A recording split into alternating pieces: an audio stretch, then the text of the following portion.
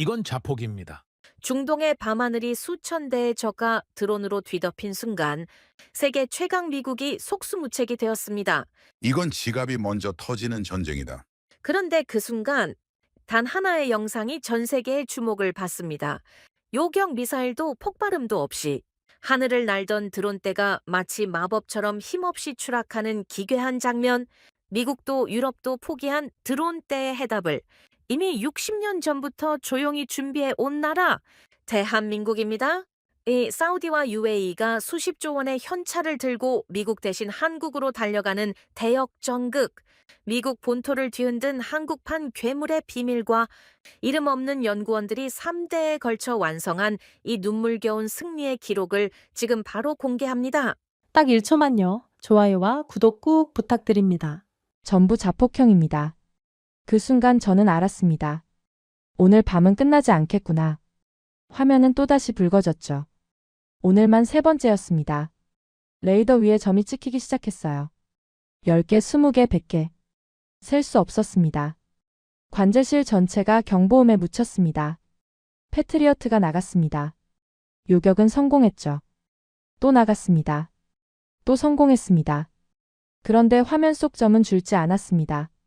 지금 이렇게 전쟁을 하는 게 맞는 겁니까? 동료의 말이 어딘가에 확 꽂혔죠. 맞습니다. 이건 전투가 아니었습니다. 소모전이었죠. 그리고 소모전에서 먼저 바닥나는 쪽은 비싼 쪽입니다. 제 이름은 케인 드레이븐입니다. 미 국방부 산하 중동 안보전략 특별보좌관. 28년 동안 미국의 방공 체계를 분석해 온 사람입니다. 그 28년 동안 저는 한 번도 의심한 적이 없었습니다. 미국이 지키는 하늘은 뚫리지 않는다고. 그런데 그날 밤 처음으로 펜을 놓았습니다. 쓸 수 있는 답이 없었거든요. 그날 밤의 기록을 정리하면 이렇습니다.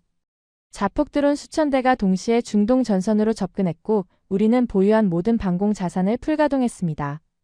패트리어트를 포함해서 단거리, 중거리 요격 체계까지 전부 돌린 거죠. 요격률 자체는 나쁘지 않았어요. 수치만 놓고 보면 90%를 넘겼거든요. 하지만 진짜 문제는 그 나머지에 있었습니다. 수천 대 중 10%만 뚫려도 수백 대예요. 수백 대의 자폭 드론이 핵심 시설 위로 동시에 쏟아지는 장면을 저는 관제 화면 앞에서 고스란히 지켜봐야 했습니다.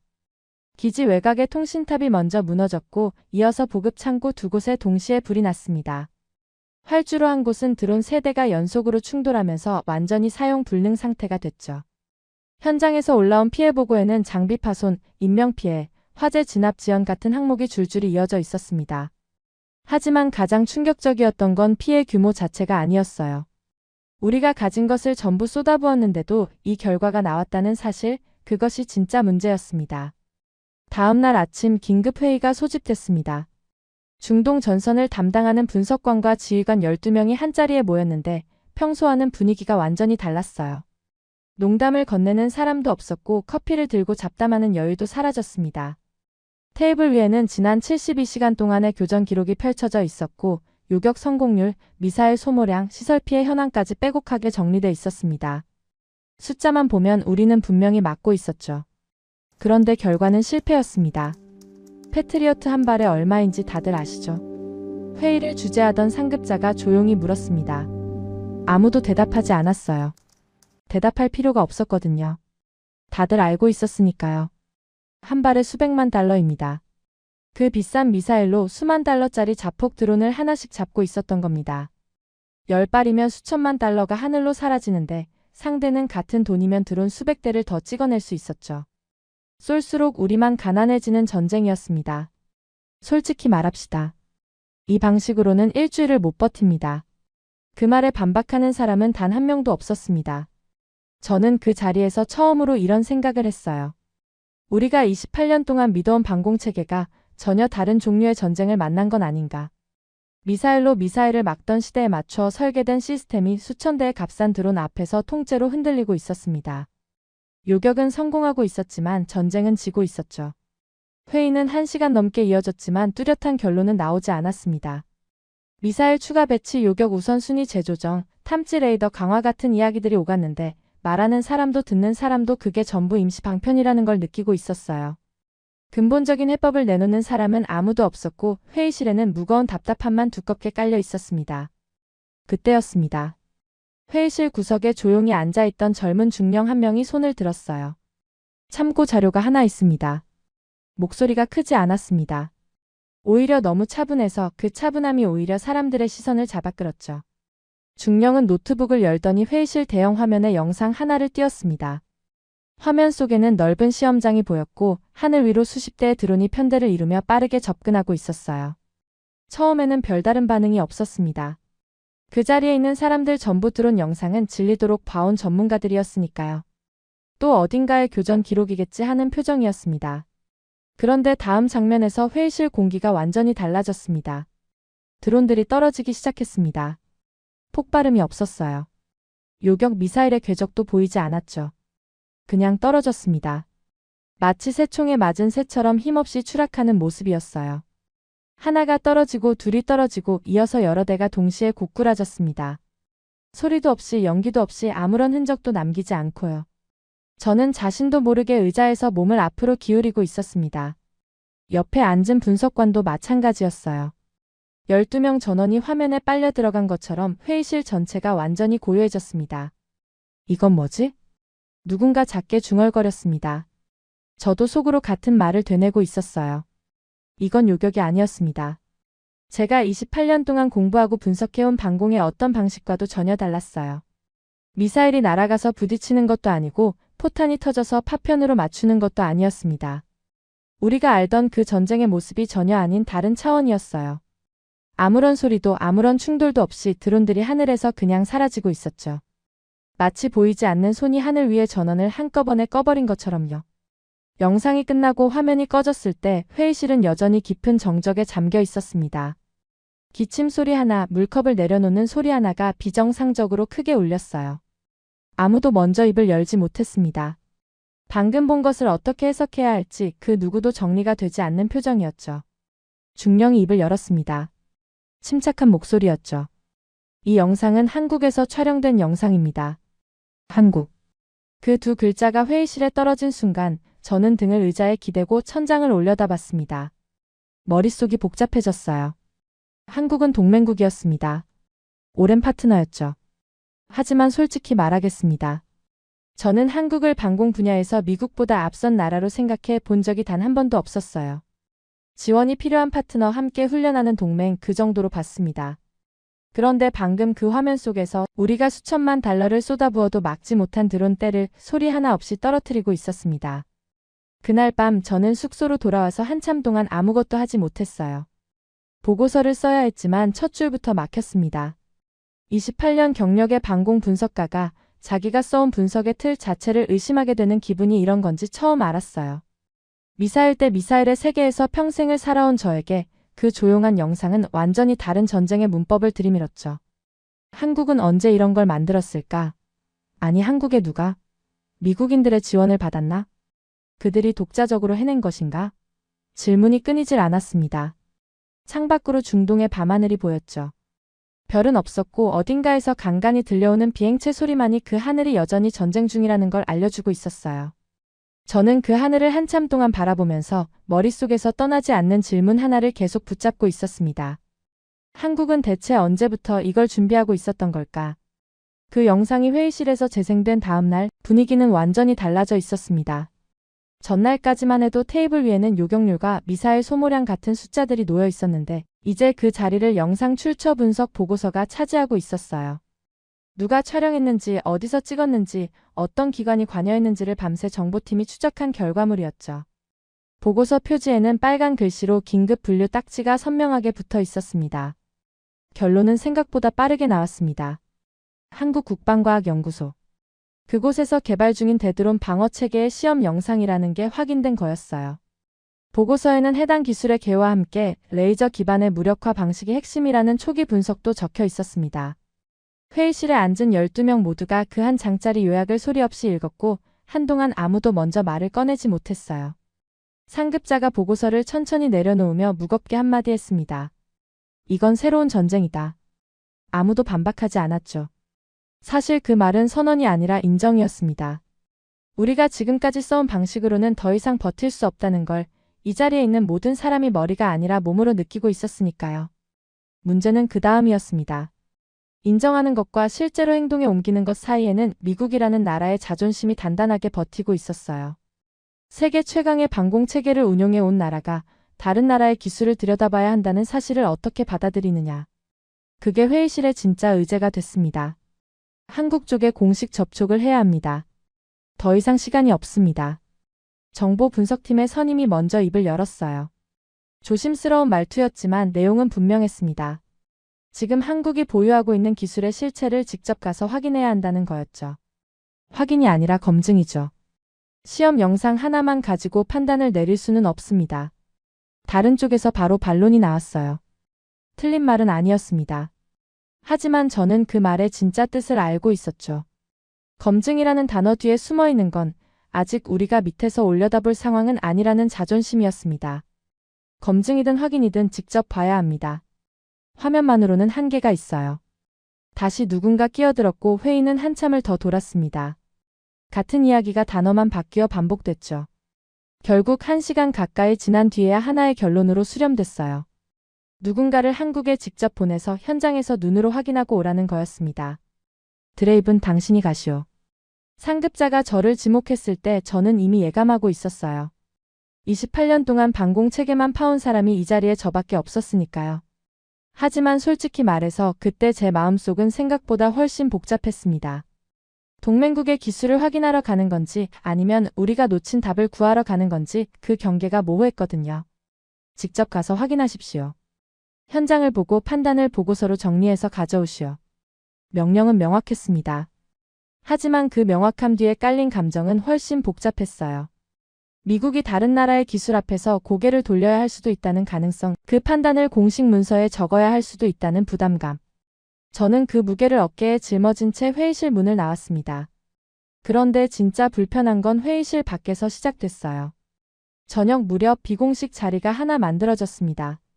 중동 전략을 담당하는 고위인사 서너 명이 모인 자리였는데 분위기가 낮에 공식 회의와는 완전히 달랐죠.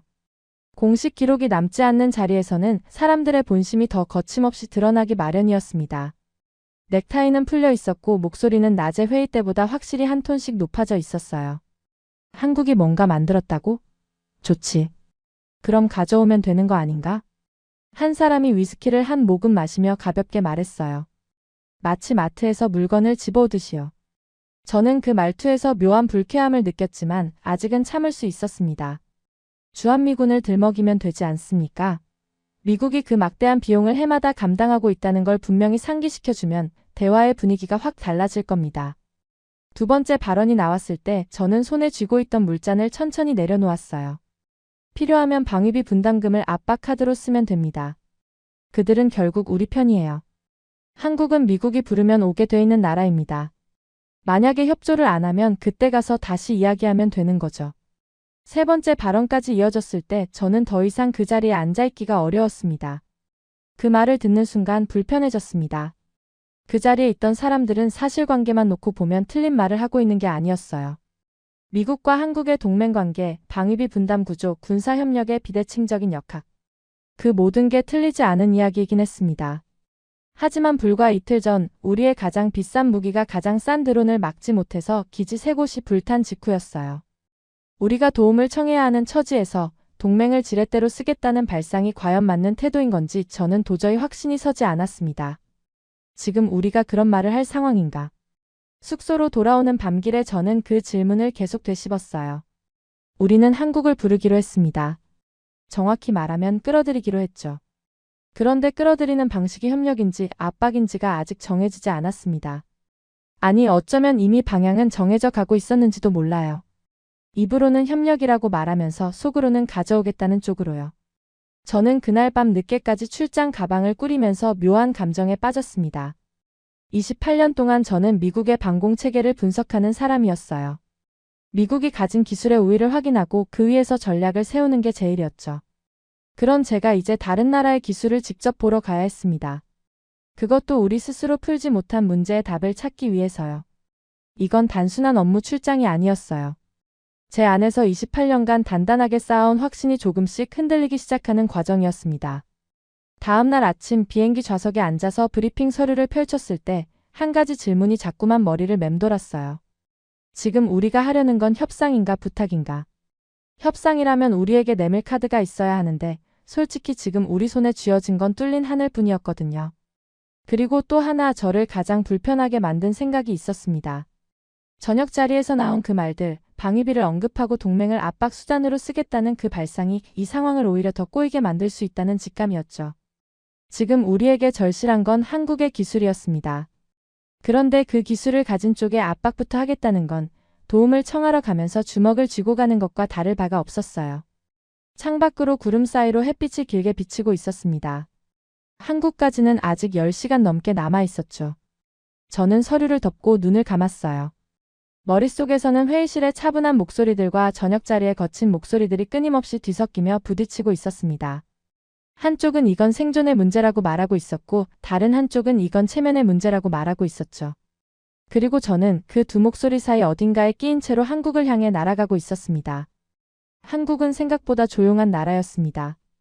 공항에 내렸을 때 저는 어딘가 긴장된 분위기를 예상했어요. 미사일 방어를 연구하는 나라, 북쪽과 휴전선을 사이에 두고 국경을 맞대고 있는 나라. 뭔가 팽팽한 공기가 감돌고 있을 거라고 생각했죠. 하지만 서울 거리는 의외로 평범했고 연구소로 향하는 차 안에서 보이는 풍경은 너무나 일상적이었습니다. 사람들은 여느 날처럼 출근을 하고 카페에서 커피를 마시고 아이들은 학교에 가고 있었어요. 저는 오히려 그 평온함이 이상하게 느껴졌습니다. 연구소에 도착해서 처음 만난 건 군복이 아니라 흰 가운을 입은 연구원들이었습니다. 예상했던 것과 달리 그들은 저를 특별하게 대하지도 않았고 경계하는 기색도 보이지 않았어요. 담담했습니다. 마치 오래전부터 기다려온 손님을 맞이하듯 미리 준비해둔 자료를 꺼내놓고 차분하게 설명을 시작했죠. 첫 번째로 놀란 건 그들이 드론 때 공격을 이야기하는 방식이었습니다. 저는 불과 며칠 전까지 중동 전선에서 자폭 드론의 위협을 눈앞에서 목격한 사람이었어요. 수천 대의 드론이 밀려오던 그 공포와 관제실을 뒤덮던 경보음이 아직도 귓속에 생생했습니다. 그런데 이 사람들은 드론 때를 뉴스에서 처음 접한 먼 나라의 이야기처럼 다루지 않았어요. 마치 내일 당장 자기 머리 위로 날아올 수 있는 현실처럼 담담하지만 정확하게 말하고 있었습니다. 북한이 러시아와 우크라이나 전쟁을 통해서 자폭 드론 전술을 배우거나 직접 들여올 가능성은 이미 우리가 상정하고 있는 시나리오입니다. 연구원 한 명이 차분하게 말했어요. 놀라운 건 그 말투였습니다. 두려움이 없었어요. 이미 그 상황을 수백 번은 시뮬레이션하고 수백 가지 대응책을 검토해 본 사람의 목소리였죠. 저는 그 순간 깨달았습니다. 미국에게 드론 때는 중동에서 갑자기 터진 새로운 위협이었지만 한국에게는 국경 너머에서 언제든 실제로 날아올 수 있는 오래된 과제였던 거예요. 그래서 이 나라의 대응 기준은 처음부터 달랐습니다. 멋진 무기를 만드는 게 목표가 아니었어요. 수천 대가 동시에 밀려왔을 때 그래도 무너지지 않고 버틸 수 있느냐. 그게 이 나라가 스스로에게 던진 유일한 질문이자 기준이었습니다. 두 번째로 충격받은 건 비용에 대한 철학이었어요. 브리핑 도중에 한 연구원이 이런 말을 했습니다. 저가 무기가 날아오면 저가로 대응해야 합니다. 비싼 미사일로 싼 드론을 계속 잡으면 기술이 아니라 지갑이 먼저 무너집니다. 제가 고개를 끄덕이자 그 연구원이 한마디를 더 붙였어요. 중동 상황 보고는 저희도 받고 있습니다. 패트리어트로 자폭 드론을 잡고 계시다면서요? 잠깐 멈칫했습니다. 그 사람은 웃지도 않았고 비꼬는 것도 아니었어요. 그냥 사실을 확인하듯 물었을 뿐인데 저는 그 한마디가 가슴 한가운데를 정확하게 찔렀습니다. 장기전에선 지갑이 무너지는 쪽이 먼저 무너집니다. 그래서 저희는 처음부터 한 발당 비용을 설계의 출발점으로 잡았습니다. 우리가 그제서야 깨달은 문제를 이 사람들은 이미 체계 설계의 첫 번째 조건으로 삼고 있었어요. 값싼 자폭 드론을 고가 미사일로 계속 막으면 기술력과 상관없이 경제가 먼저 무릎을 꿇는다는 걸 한국은 일찍 이해한 겁니다. 그들이 역사를 통해서 말이죠. 과거 전쟁으로부터 온몸으로 배운 그들의 습득이었죠. 그래서 레이저와 고출력 전자파 같은 방향으로 간 거였습니다. 한 발의 비용을 극단적으로 낮추면서도 다수의 표적을 동시에 상대할 수 있는 체계. 그리고 그걸 기존의 미사일 방공망과 섞어서 운용하는 다층 구조까지. 한국은 하나의 무기에 의존하는 나라가 아니었습니다. 레이저, 고출력 전자파, 기존 방공체계를 표적의 성격과 수량에 따라 다르게 조합해서 쓰는 나라였어요. 세 번째로 인상 깊었던 건 정밀함에 대한 집착이었습니다. 연구원이 화면에 탐지 체계의 작동 구조를 띄웠을 때 저는 그 복잡하고 치밀한 흐름도를 한참 동안 들여다봤어요. 탐지, 추적, 식별, 그리고 그 다음에야 비로소 타격. 이 4단계를 반드시 순서대로 거치도록 설계돼 있었습니다. 새와 드론을 구분하고 아군기와 적기를 구분한 뒤에만 타격합니다. 제가 왜 그렇게까지 단계를 나누느냐고 묻자 옆에 있던 다른 연구원이 조용히 입을 열었어요. 하늘에 떠 있는 건 전부 적이 아니니까요. 우리 하늘에는 민간 항공기도 날고 철새도 날고 아군 드론도 날아요. 그걸 구분 못하면 아무리 좋은 무기도 재앙이 됩니다. 하늘을 불바다로 만드는 방식이 아니었어요. 적만 정확하게 지우는 방식이었죠. 화력이 아니라 판단력으로 하늘을 지키겠다는 발상. 저는 그게 단순한 기술적 선택이 아니라 이 나라가 전쟁을 바라보는 하나의 윤리이자 철학이라고 느꼈습니다. 4번째, 그리고 가장 무거웠던 건 이 나라의 절박함이었어요. 대화가 깊어지면서 저는 한 가지를 분명히 느꼈습니다. 이 사람들에게 연구는 학문이 아니었어요. 싸우기 위해 만든 게 아니라 살아남기 위해 만든 체계. 그게 이 나라의 본질이었습니다. 브리핑이 잠시 쉬는 시간에 복도에서 커피를 마시며 선임 연구원과 이야기를 나눴는데 제가 물었어요. 솔직히 궁금한 게 있습니다. 이 정도 기술이면 해외 민간 분야에서도 충분히 대우받을 수 있을 텐데 왜 여기에 남아 계십니까? 그 사람은 커피잔을 천천히 내려놓더니 창밖을 한번 바라보고 나서 대답했습니다. 제 아들이 올해 군대에 갑니다. 잠깐 침묵이 흘렀어요. 제가 만든 체계가 제 아들을 지킬 수도 있는 겁니다. 그걸 남한테 맡길 수는 없잖아요. 저는 아무 말도 할 수 없었습니다. 미국에서 방산 연구자들은 경력과 보수와 프로젝트 규모를 이야기하거든요. 그런데 이 사람은 자기 아들 이야기를 하고 있었습니다. 연구가 곧 생존이라는 말의 의미를 저는 그 복도에서 처음으로 온전히 이해했어요. 다시 브리핑실로 돌아왔을 때 또 다른 연구원이 부품 국산화에 대해 설명하고 있었습니다. 우리는 작은 부품 하나도 남에게 의존하면 안 됩니다. 전쟁이 나면 해외 공급망이 끊기는 건 시간 문제니까요. 제가 현실적으로 모든 부품을 국산화하는 게 가능하냐고 물었더니 그 연구원이 저를 똑바로 보면서 말했어요. 가능하냐가 아니라 해야 하는 겁니다. 우리한테는 선택지가 없어요. 바다 건너 동맹국이 부품을 안 보내주면 그날로 우리 군은 눈이 멀거든요. 그 눈빛에는 과장도 없었고 허세도 없었습니다. 그냥 수십 년을 그 무게 아래서 버텨온 사람의 단단함이 있었어요. 5번째, 저를 진짜 멈추게 만든 건 시간의 무게였습니다. 브리핑이 거의 끝날 무렵 한 선임 연구원이 조용히 말했어요. 이건 어제 오늘의 결과가 아닙니다. 국방과학연구소가 1970년대에 출범한 이래로 정부가 꾸준히 장기 투자를 이어왔고 선배들이 쌓은 노하우가 보고서로 시험평가로 현장 경험으로 아래 세대에 전수돼 왔습니다. 60년이었습니다. 저는 그 숫자 앞에서 할 말을 잃었어요. 미국이 며칠 전에야 비로소 깨달은 문제를 이 나라는 60년 전부터 풀기 시작한 겁니다. 하루아침에 뚝딱 만들어낸 기술이 아니었어요. 반세기가 넘는 시간 동안 한 세대가 다음 세대에게 물려준 지념과 축적의 결과였습니다. 그리고 한 가지 더 알게 된 사실이 있었어요. 이 나라는 오랫동안 미사일 지침이라는 제약 아래 묶여 있었습니다. 바로 미국 아래서요. 사거리와 탄두 무게에 제한이 걸려 있었고 기술력이 충분해도 마음껏 펼칠 수 없는 영역들이 분명히 있었어요.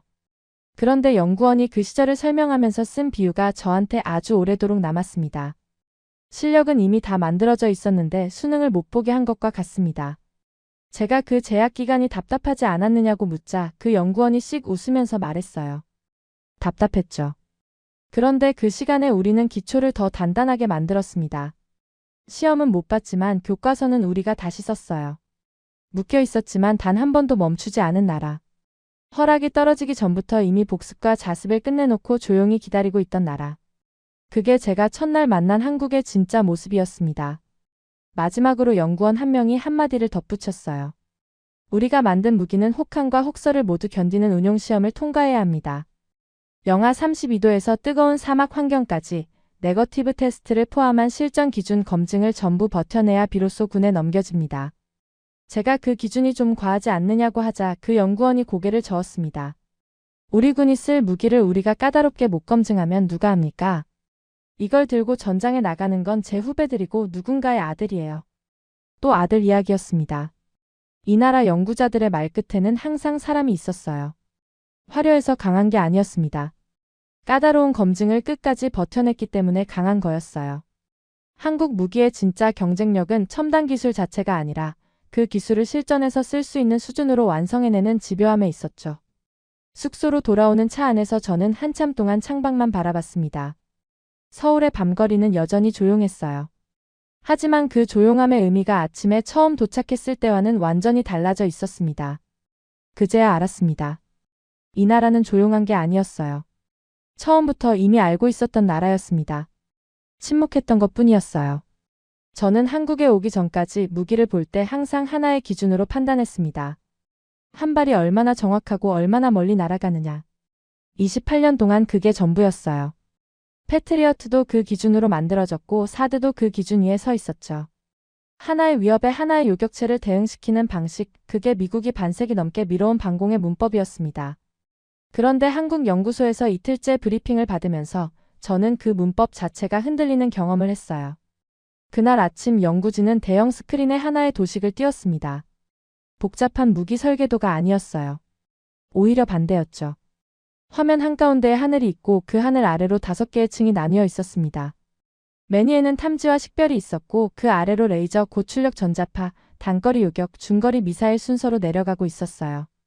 각 층 사이에는 화살표가 촘촘하게 연결돼 있었고 한쪽 구석에는 표적의 종류와 수량에 따라 대응 수단이 자동으로 바뀌는 흐름이 정리돼 있었습니다. 우리는 하나의 무기로 하늘을 지키겠다는 생각을 처음부터 하지 않았습니다. 선임 연구원이 도식을 가리키며 말했어요. 싸게 오는 건 싸게 끊고 비싸게 오는 건 그때 비싼 수단을 씁니다. 표적이 정해주는 겁니다. 우리가 고르는 게 아니라. 저는 그 말을 듣고 한동안 화면에서 눈을 떼지 못했습니다. 미국의 반공은 최고의 한 발을 만드는 데 집중해 왔어요. 한 발의 정확도를 높이고 한 발의 사거리를 늘리고 한 발의 파괴력을 키우는 방향이었죠. 하지만 한국이 보여준 건 완전히 다른 발상이었습니다. 한 발이 아니라 구조 전체가 하나의 무기처럼 작동하는 체계였어요. 레이저 시스템에 대한 설명이 본격적으로 시작됐을 때 저는 메모를 하다가 펜을 멈춘 적이 2번 있었습니다. 첫 번째는 비용이었어요. 레이저 한 발의 운용 비용은 미사일 한 발과 비교 자체가 불가능한 수준이었습니다. 전력만 공급되면 계속 쏠 수 있고 탄약이 떨어질 걱정이 없다는 말에 저는 중동에서 패트리어트 재고가 바닥나던 그 밤을 떠올렸어요. 우리는 미사일이 다 떨어질까봐 전전긍긍했는데 이 체계는 애초에 그 걱정 자체를 설계 단계에서 지워버린 거였죠. 두 번째로 펜을 멈춘 건 타격 방식이었습니다. 레이저는 드론의 동체를 산산조각 내는 게 아니었어요. 엔진이나 전자회로 같은 핵심 부위를 정밀하게 태워서 비행 능력 자체를 없애는 방식이었습니다. 폭발이 없으니 파편 피해도 없고 소음도 거의 없었어요. 제가 봤던 그 영상, 드론들이 소리 없이 떨어지던 그 기괴한 장면의 정체가 바로 이거였습니다. 새 총에 맞은 것처럼 힘없이 추락했던 이유가 날아가는 힘 자체가 소멸했기 때문이었던 거예요. 그러면 고출력 전자파는 어떤 역할을 합니까? 제가 물었습니다. 연구원이 화면을 한 장 넘기더니 새로운 도식을 띄웠어요. 레이저가 한 대씩 정밀하게 끊는 칼이라면 고출력 전자파는 일정 범위 안에 드론 전체를 한꺼번에 무력화하는 그물 같은 개념이었습니다. 드론이 10대, 20대 수준이면 레이저로 충분합니다. 하지만 수백 대가 한꺼번에 밀려오는 상황에서는 한 대씩 조준할 시간이 부족해요. 그때 고출력 전자파가 범위 단위로 전자회로를 태워버립니다. 연구원이 담담하게 설명했지만 저는 그 말의 무게를 바로 알아챘어요. 이건 제가 중동에서 직면했던 바로 그 상황에 대한 정확한 해답이었거든요. 수천 대의 드론 앞에서 한 발씩 쏘다가 재고가 바닥났던 그 밤, 우리에게 이 체계가 있었다면 전혀 다른 결과가 나왔을 겁니다. 하지만 진짜 소름이 돋은 건 그 다음이었습니다. 이 모든 게 따로 노는 게 아니었어요. 탐지 체계가 하늘 위의 물체를 잡아내면 식별 단계에서 새인지 드론인지 아군기인지를 자동으로 분류하고 표적의 수량과 거리와 속도에 따라 레이저를 쓸지, 고출력 전자파를 쓸지, 미사일을 쓸지가 실시간으로 결정되는 구조였습니다. 하나의 무기가 아니라 여러 개의 무기가 하나의 두뇌 아래에서 동시에 움직이는 체계. 패트리어트는 한 발이 하나의 표적을 쫓습니다. 우리 체계는 한 번의 판단이 수백 개의 표적에 동시에 대응합니다. 연구원이 말했을 때 저는 고개를 끄덕이는 대신 의자 등받이에 몸을 기댔어요. 인정해야 했습니다. 이건 미국이 가진 것과 차원이 다른 접근이었어요. 미국의 반공은 최강의 창과 최강의 방패를 각각 만들어서 배치하는 방식이었습니다. 한국의 방공은 창과 방패와 그물과 칼을 하나의 손이 동시에 쥐고 상황에 따라 바꿔 쓰는 방식이었어요. 어느 쪽이 수천 대의 값싼 드론 앞에서 더 오래 버틸 수 있느냐는 이제 물어볼 필요조차 없었죠. 브리핑이 끝나고 영구동 복도를 걸어 나오는데 복도 벽면에 사진 한 장이 걸려 있었습니다. 시험장에서 찍은 단체 사진이었는데 연구원 수십 명이 장비 앞에 서서 웃고 있었어요. 특별한 사진은 아니었습니다. 그런데 저는 그 사진 앞에서 발걸음을 멈췄어요. 이 사람들이 만든 건 레이저 한 대가 아니었습니다. 전쟁의 방식 자체를 바꾸는 구조를 설계한 거였죠. 한 발씩 막는 전쟁에서 구조로 끊는 전쟁으로. 그 전환을 이 복도를 오가는 사람들이 해낸 겁니다. 숙소로 돌아와서 저는 밤늦게까지 보고서 초안을 썼습니다. 워싱턴에 보내야 할 중간 보고였는데 첫 줄을 쓰고 지우기를 4번이나 반복했어요. 결국 이렇게 적었습니다. 이건 무기가 아니라 구조였다고. 한국은 하나의 무기를 잘 만든 나라가 아니라 전쟁의 구조 자체를 다시 설계한 나라였다고. 그리고 그 구조 앞에서 우리의 기존 방식은 더 이상 최선이 아닐 수 있다고. 보고서를 보내고 나서 노트북을 덮은 뒤에도 낮에 봤던 그 도식이 머릿속에서 사라지지 않았습니다. 5개의 층이 하나로 연결된 그 그림이 계속 떠올랐어요. 28년 동안 한 발의 정확도만 따지던 제 눈에 한국은 완전히 다른 답안지를 펼쳐 보인 거였습니다. 그리고 그 답안지 위에는 제가 한 번도 써본 적 없는 문법이 빼곡하게 적혀 있었죠. 워싱턴에 보고서가 도착한 건 제가 한국에서 돌아온 다음 날이었습니다. 저는 밤새 고쳐 쓴 중간 보고서에 한 줄을 분명하게 적어 넣었어요. 한국의 대드론 체계는 단일 무기가 아니라 통합 구조이며 현재 중동 전선의 문제를 근본적으로 해결할 수 있는 유일한 대안이라고. 보고서를 보내고 나서 저는 답변이 빠르게 올 거라고 예상했습니다. 전장 상황이 시간을 기다려주지 않았으니까요. 그런데 돌아온 건 결정이 아니라 논쟁이었습니다. 보고서가 상부에 올라간 직후 국방부 내부에 2개의 흐름이 만들어졌어요. 하나는 즉시 협력을 추진해야 한다는 쪽이었고 다른 하나는 아직 판단이 이르다는 쪽이었습니다. 문제는 두 번째 쪽의 목소리가 생각보다 훨씬 크고 단단했다는 거예요. 이틀 뒤에 소집된 내부 검토회의는 시작부터 공기가 무거웠습니다. 테이블 양쪽으로 입장이 갈려 앉은 게 눈에 보일 정도였어요. 저는 현장 보고자 자격으로 한쪽 끝에 앉아 있었는데 회의가 열리기도 전에 이미 결론을 정해놓고 온 얼굴들이 몇 보였습니다. 협력파 쪽에서 먼저 입을 열었어요. 지금 중동 전선에서 매일 드론 공격이 반복되고 있습니다. 기존 요격 체계의 소모율은 지속 불가능한 수준이에요. 한국이 보유한 기술을 지금 당장 검토하지 않으면 다음 분기 방공 예산 자체가 흔들립니다. 숫자를 근거로 한 주장이었고 논리도 명확했습니다. 패트리어트 재고 소진 속도, 드론 공격 빈도의 증가 추세, 보급 일정의 지연까지 구체적인 데이터가 테이블 위에 펼쳐졌어요. 하지만 반대편 반응은 차가웠습니다. 잠깐, 우리가 지금 뭘 하자는 겁니까? 강경파 쪽의 고위 인사가 서류를 탁 내려놓으며 말했어요. 미합 중국이 다른 나라 기술을 들여와서 우리 방공망에 끼워 넣자고? 그게 지금 이 테이블에서 진지하게 논의될 이야기입니까? 그 목소리에는 분노보다 자존심이 더 짙게 깔려 있었습니다. 미국이 세계 최강의 방공 체계를 운용해 온 나라라는 사실, 그 위상이 흔들리는 것을 받아들이지 못하는 거였어요. 한국은 동맹국입니다. 협력은 당연한 거 아닙니까? 협력파 쪽에서 반박이 나왔지만 돌아온 대답은 더 날카로웠죠. 협력이라는 말 좋아하시네. 그런데 솔직히 말합시다. 지금 이건 협력이 아니라 의존이에요. 미국이 한국 기술에 의존하는 그림을 의회가 받아들일 것 같습니까? 납세자들이 뭐라고 하겠어요? 틀린 말이 아니었습니다. 미국의 방산 생태계는 자국 기술 우선이라는 원칙 위에 세워져 있었고 그 원칙을 깨는 건 기술적 판단이 아니라 정치적 결단이 필요한 문제였어요. 저도 그걸 모르지 않았습니다. 그때 강경파 쪽에서 또 다른 목소리가 끼어들었어요. 그리고 왜 우리가 부탁을 해야 합니까? 한국은 결국 우리 편이에요. 그 한마디에 회의실 분위기가 미묘하게 바뀌었습니다. 주한미군이 누구를 위해 거기 있는 겁니까? 방위비 분담금 협상 시기도 얼마 안 남았어요. 그 카드를 쓰면 됩니다. 굳이 부탁할 필요가 뭐가 있어요? 협상 테이블에서 자연스럽게 끌어내면 한국은 알아서 내놓습니다. 저는 그 말을 듣는 순간 등이 뻣뻣하게 굳었어요. 지난번 비공식 저녁 자리에 떠돌던 그 발상이 이제 공식 회의석상 위로 올라온 거였습니다. 술자리의 농담이 전략이 되려 하고 있었죠. 필요하면 압박하면 됩니다. 역대로 그렇게 해왔지 않습니까? 세 번째 강경파가 덧붙였을 때 저는 입을 열어야 할지 말아야 할지 몇 초간 고민했습니다. 한국연구소 복도에서 커피를 마시며 아들 이야기를 하던 그 연구원의 얼굴이 떠올랐거든요. 자기 아들을 지키기 위해 수십 년을 바친 사람들에게 방위비를 들먹이며 기술을 내놓으라고 압박하겠다는 건가. 하지만 동시에 28년간 미국 체계 안에서 살아온 제 안에 또 다른 목소리도 들렸습니다. 미국이 주도권을 내려놓는 전례를 만들면 그 파장은 한국 하나에서 끝나지 않는다는 계산이요. 저는 결국 입을 열지 못했어요. 한국에서 본 현실과 이 회의실의 논리 사이에서 어느 쪽 말을 꺼내야 할지 정리가 되지 않았기 때문입니다. 회의는 1시간이 넘도록 같은 자리를 맴돌았어요. 협력파는 현실을 말했고 강경파는 원칙을 말했습니다. 현실과 원칙 사이에서 결론은 계속 미뤄지고 있었죠. 그러는 사이에도 중동에서는 보고가 올라오고 있었습니다. 회의 중간에 전달된 현장 상황 업데이트를 읽는 순간 테이블 위의 공기가 한층 더 무거워졌어요. 지난 48시간 동안 드론 공격이 3차례 더 있었고 요격 미사일 재고가 예상보다 빠르게 줄고 있다는 내용이었습니다. 보급선 일정은 열흘 넘게 지연된 상태였고 현장 지휘관은 요격 우선순위를 재조정해달라는 긴급 요청을 보내온 상황이었어요. 지금 이 순간에도 전장에서는 미사일이 줄고 있습니다.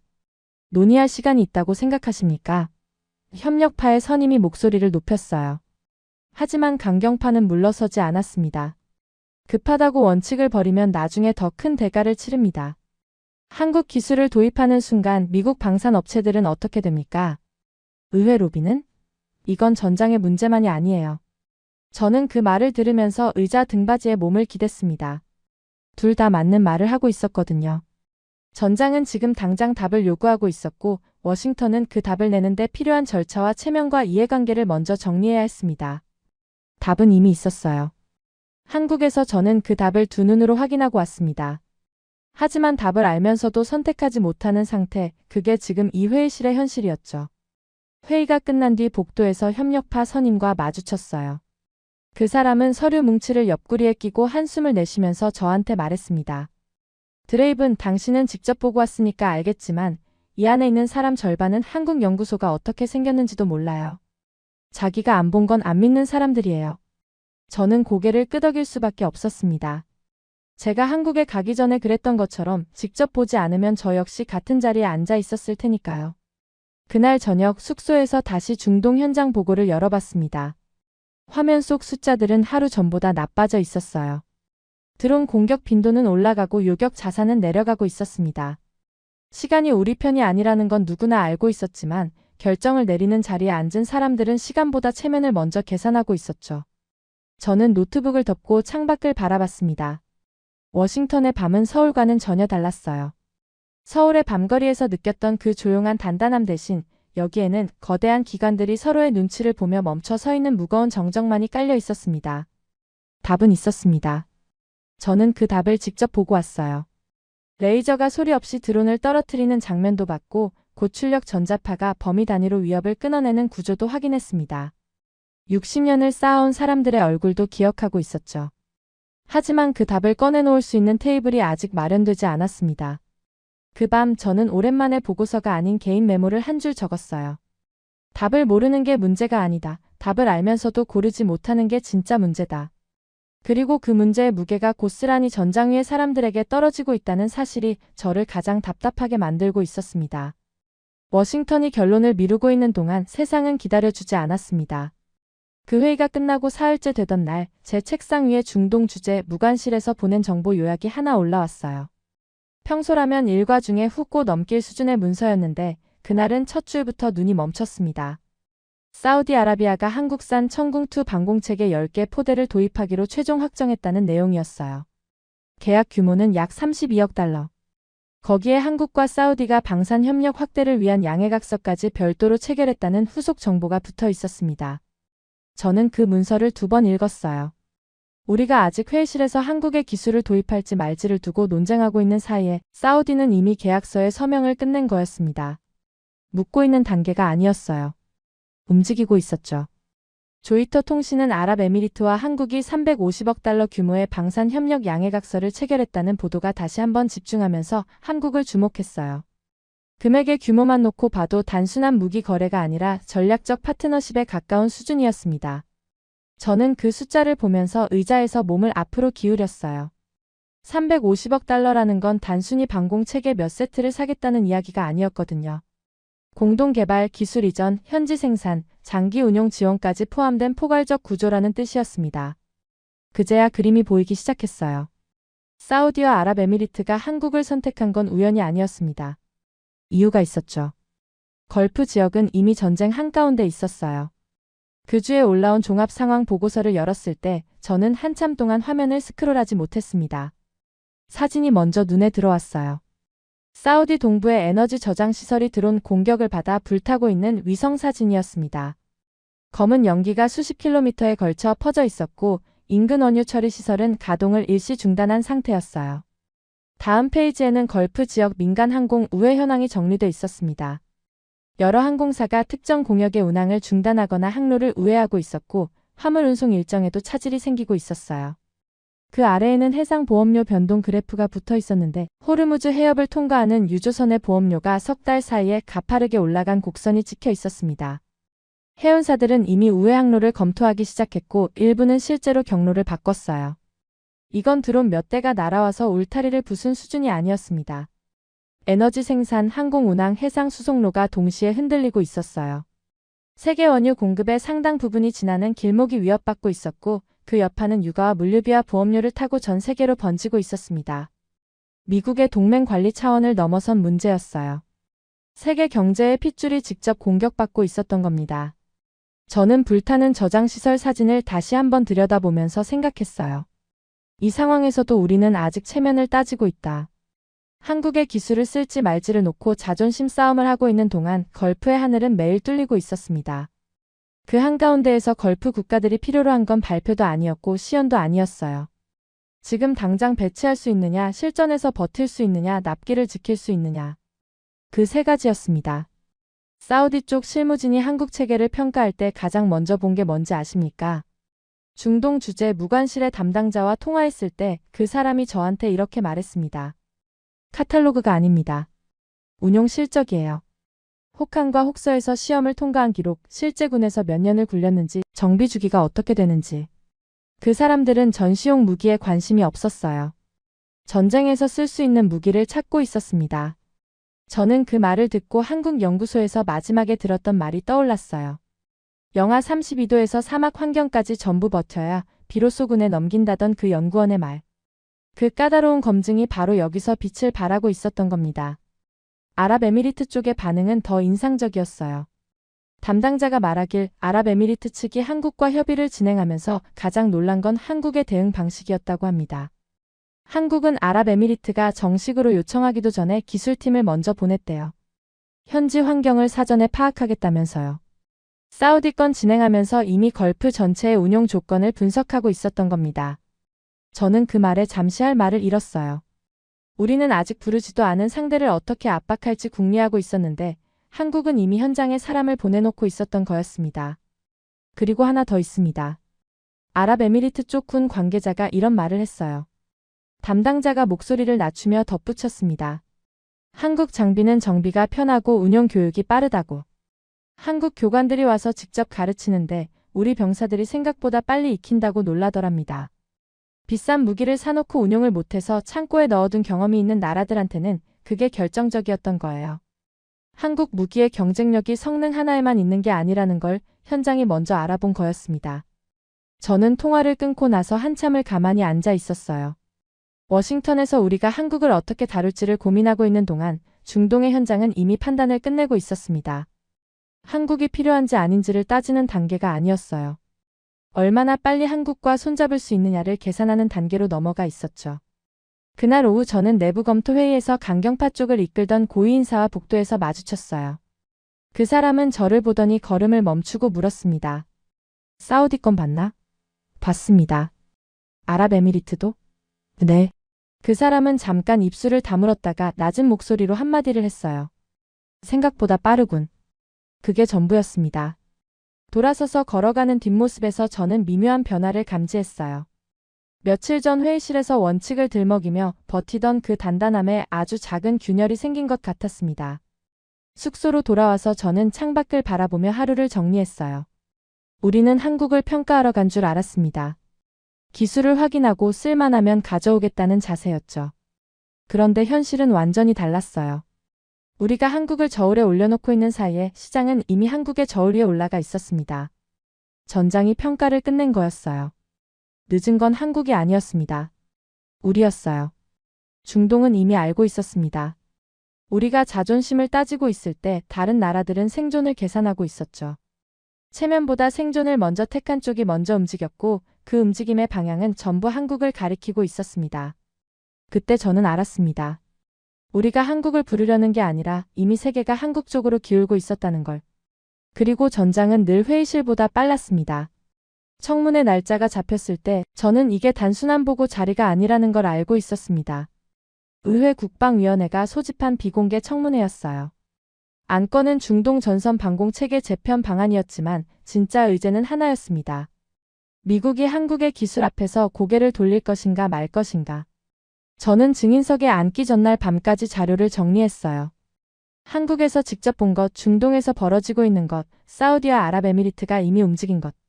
이 세 가지를 하나의 흐름으로 엮어서 보여주면 결론은 저절로 나올 거라고 생각했습니다. 하지만 동시에 불안한 것도 사실이었어요. 이 자리에 앉아있을 의원들 중 절반은 미국 방산업체와 깊은 이해관계로 연결돼 있었고 나머지 절반도 미국 기술 우선이라는 원칙에서 쉽게 벗어나지 못할 사람들이었으니까요. 청문회장에 들어섰을 때 공기가 무거웠습니다. 대형 스크린이 정면에 걸려 있었고 긴 테이블 뒤로 의원 8명이 나란히 앉아 있었어요. 표정들이 하나같이 굳어 있었습니다. 저는 그 얼굴들을 후두면서 느꼈어요. 오늘은 설득의 자리가 아니라 판정의 자리가 될 거라고. 첫 번째 증거로 저는 전장 데이터를 꺼냈습니다. 걸프 지역에서 최근 수개월간 반복된 드론과 미사일 공격의 종합 기록이었어요. 에너지 시설 피격 횟수, 민간 항공 우회 현황, 해상 보험료 상승 그래프, 요격 미사일 소모량 추이. 숫자 하나하나가 지금 이 순간에도 전장이 악화되고 있다는 사실을 말해주고 있었습니다. 이건 가정이 아닙니다. 이미 벌어지고 있는 일입니다. 제가 말하자 의원 몇 명이 서류를 넘기는 손을 멈췄어요. 패트리어트를 포함한 기존 고가 요격 체계만으로는 공격 빈도와 비용 구조를 감당하기 어렵다는 흐름이 자연스럽게 만들어졌습니다. 아무도 반박하지 않았어요. 숫자가 너무 명확했거든요. 두 번째 증거로 저는 한국 체계의 구조를 설명했습니다.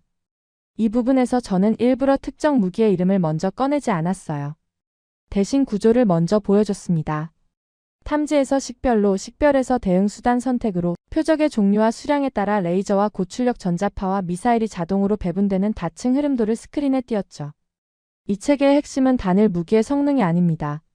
값싸게 오는 위협에는 값싼 수단으로 대응하고 고가 표적에만 미사일을 쓰는 비용 구조 자체가 설계돼 있다는 점입니다.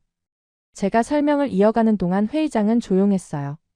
레이저 한 발의 운용 비용이 미사일과는 비교가 안 되는 수준이라는 점, 전력만 공급되면 탄약 소진 걱정이 없다는 점, 드론의 핵심 부위를 정밀하게 태워서 비행 능력 자체를 소멸시키는 방식이라는 점을 하나씩 짚을 때마다 의원들의 시선이 스크린에 고정되는 게 보였습니다.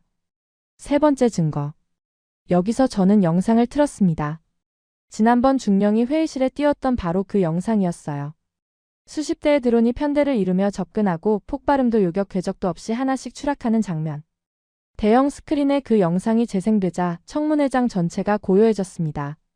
소리 없이 떨어지는 드론들을 의원 8명이 동시에 바라보고 있었어요. 영상이 끝나고 화면이 어두워진 뒤에도 아무도 먼저 입을 열지 못했습니다. 기침 소리 하나가 비정상적으로 크게 울렸죠. 저는 이어서 고출력 전자파의 개념을 간단히 설명했습니다.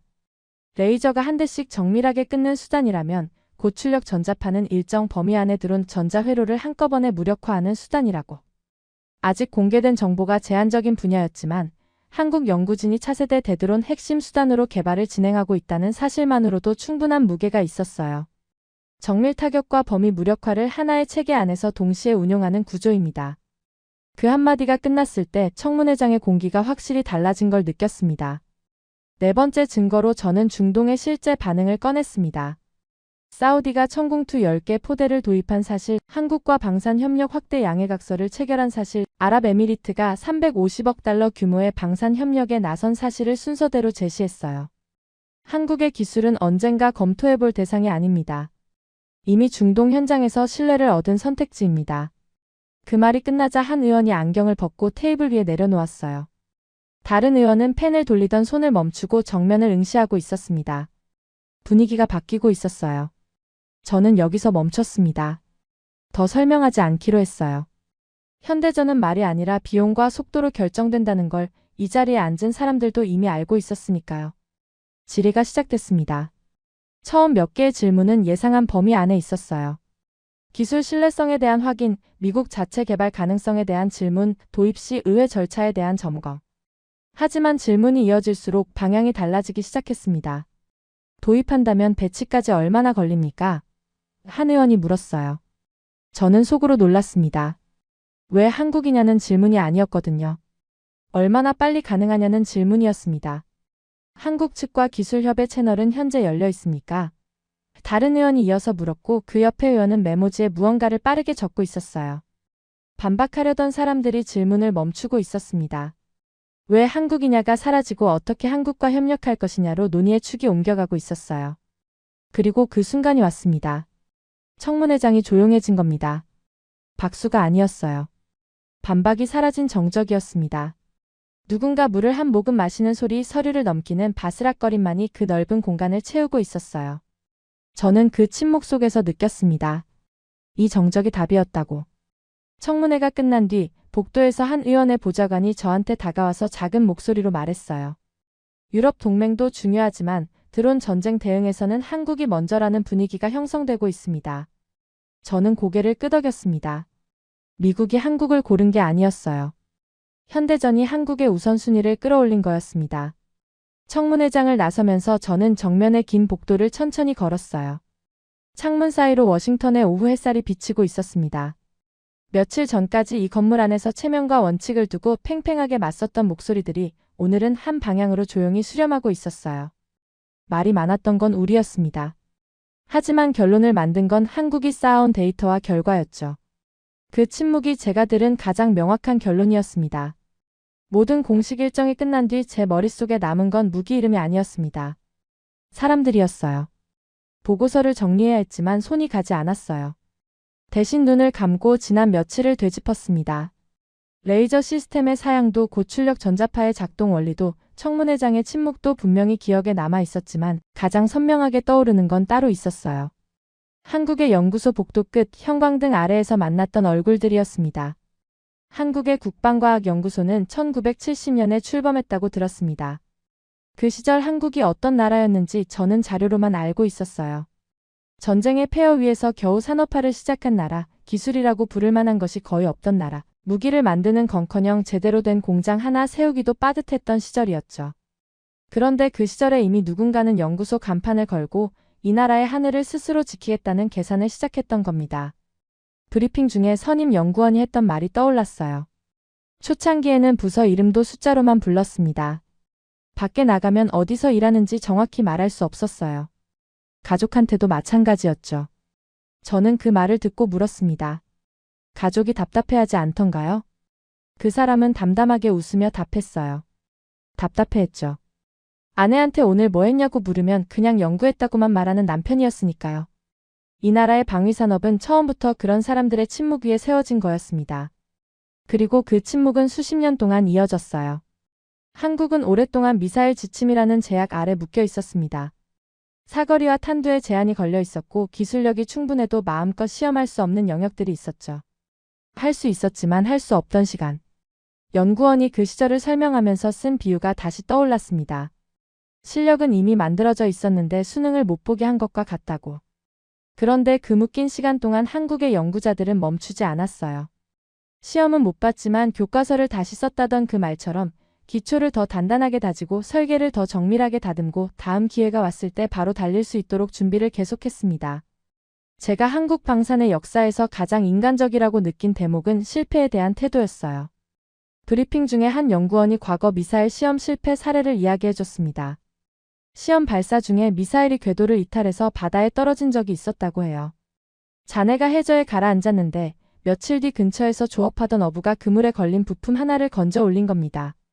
연구팀은 그 부품을 넘겨받아 분석했고 거기서 실패 원인의 결정적 단서를 찾아냈어요. 그때 밤새 분석실에 붙어있던 사람이 지금 우리 팀장입니다. 연구원이 웃으며 말했을 때 저는 웃을 수가 없었어요. 그건 단순한 에피소드가 아니었습니다. 실패를 버리지 않는 사람들의 이야기였어요. 화려한 천재의 한 방이 아니라 실패한 자네를 바다에서 건져 올려서라도 원인을 밝혀내는 집요함. 그게 이 나라 방산의 진짜 뿌리였습니다. 그리고 그 집요함은 한 사람에서 끝나지 않았어요. 선배가 남긴 시험 기록과 실패 분석 보고서가 후배에게 전해지고 그 후배가 다시 자기만의 시행착오를 거쳐 새로운 결과물을 만들어내는 흐름이 수십 년째 이어지고 있었습니다.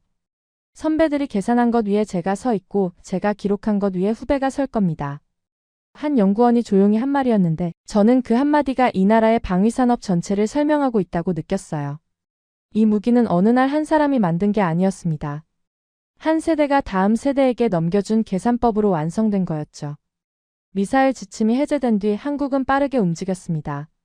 하지만 저는 그걸 갑자기 날아오른 나라라고 표현하고 싶지 않았어요. 준비가 끝난 뒤에야 비로소 보인 나라라고 쓰는 게 맞았습니다. 천궁2가 사우디에 수출됐고 세계 최초로 군용 대드론 레이저가 실전 배치에 들어갔어요. 이 결과들은 하루아침에 생긴 게 아니었습니다. 묶여있던 시간에도 멈추지 않았기 때문에 풀린 순간 바로 결과가 나온 거였죠. 저는 마지막으로 하나를 떠올렸습니다. 연구소를 떠나기 직전에 복도에서 마주친 젊은 연구원이었어요. 20대 후반쯤으로 보이는 그 사람은 제 옆을 지나가다가 가볍게 목례를 했습니다. 제가 무심코 물었어요. 여기서 일한 지 얼마나 됐습니까? 3년째입니다. 왜 이 일을 선택했습니까? 그 사람은 잠깐 생각하더니 짧게 대답했어요. 아버지가 여기 출신이거든요. 퇴직하시면서 저한테 그러셨어요. 내가 이어라라고. 저는 그 짧은 문장 앞에서 발걸음을 멈췄습니다. 할아버지 세대가 없던 기술을 시작했고 아버지 세대가 제한 속에서도 끌고 갔고 지금 이 젊은이는 그 기술을 드론 전쟁의 답으로 바꾸고 있었습니다. 이건 한 번의 성공이 아니었어요. 세 세대에 걸쳐 이어진 하나의 약속이었습니다. 창밖으로 워싱턴의 아침이 다시 밝아오고 있었어요. 저는 의자에 등을 기대고 천장을 올려다봤습니다. 28년 동안 저는 무기의 성능과 사거리와 파괴력으로 세상을 봐왔어요. 그게 답이었거든요. 그런데 한국에서 만난 건 숫자가 아니었습니다. 숫자 뒤에 서 있는 사람들이었어요. 이름을 감추고 일한 사람, 실패한 자네를 바다에서 건져 올린 사람, 아들을 군에 보내면서 더 단단하게 검증한 사람, 아버지의 말 한마디를 이어받아 연구실에 선 사람. 그래서 저는 알았습니다. 이건 한 번의 발명이 아니었어요. 하나의 완성품도 아니었습니다. 이건 계속 이어지는 습관이자 철학이었어요. 그리고 지금 이 순간에도 한국 어딘가의 연구실에서 누군가는 다음 세대의 무기를 만들고 있을 겁니다. 한국의 이야기는 아직 끝난 이야기가 아니었습니다. 앞으로도 계속될 이야기였죠. 여러분 오늘의 사연 어떠셨나요? 여러분은 알고 계셨습니까? 우리가 평범하게 하루를 보내는 이 순간에도 이름 없는 연구자들이 대한민국의 하늘을 지키기 위해 오늘도 연구실에 불을 켜고 있다는 사실을. 할아버지가 시작하고 아버지가 버티고 자식이 완성한 기술. 그리고 그 기술은 아직 끝나지 않았습니다.